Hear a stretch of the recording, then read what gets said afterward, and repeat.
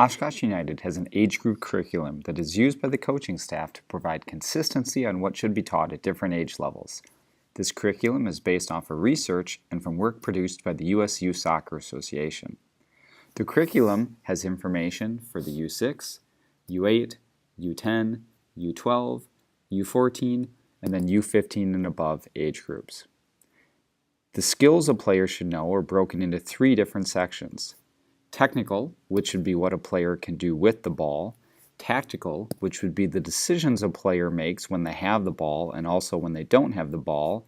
And the last section is physical and psychological, which gives a little bit of feedback on those areas as well. I won't go too in depth of what should be taught at each age level, but will rather cover a few basic themes. As mentioned, this curriculum is based upon research that looked at what players were actually capable of doing physically, cognitively, and socially. It's also important to understand that while we have these guidelines, all players are different. A player can be chronologically 11 years old, but physically be like an 8-year-old, cognitively like a 14-year-old, and socially like a 12-year-old. Our youngest players, our U6 players, they need to have a very enjoyable experience that will keep them wanting to come back. U6 players lack most of the physical, cognitive, and social skills they need to play soccer. It's appropriate for U6 players to bunch to the ball because they view the ball as a toy and they want to play with it. This should not be overly discouraged as it's a normal reaction.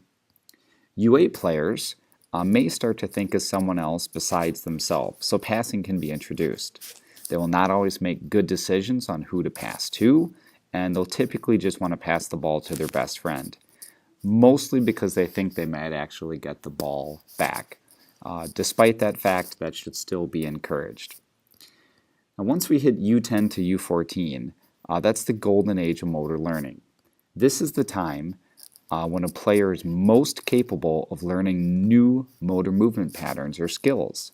That's why at Oshkosh United we focus heavily on skill development at the U11 through U14 age groups.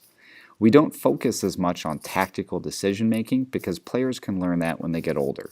In fact, it's much easier to teach an older player how to play the game because their brains are more developed, so it's a lot easier to teach a U15 player some tactical concepts than it is a U11 player because the older players can multitask a lot more and have some higher brain capability. Often, though, it's easy to fall into the trap of wanting the younger players to look like they're playing good soccer, so valuable practice time is sacrificed to try to teach them those tactical skills. The result is down the road the players don't have the technical skills they need to carry out the tactical decisions. The example I always give is that it doesn't make any difference if a player knows they should switch the point of attack and pass the ball across the field if they can't actually make that pass. So that's why we focus so much on skill development at the younger age levels.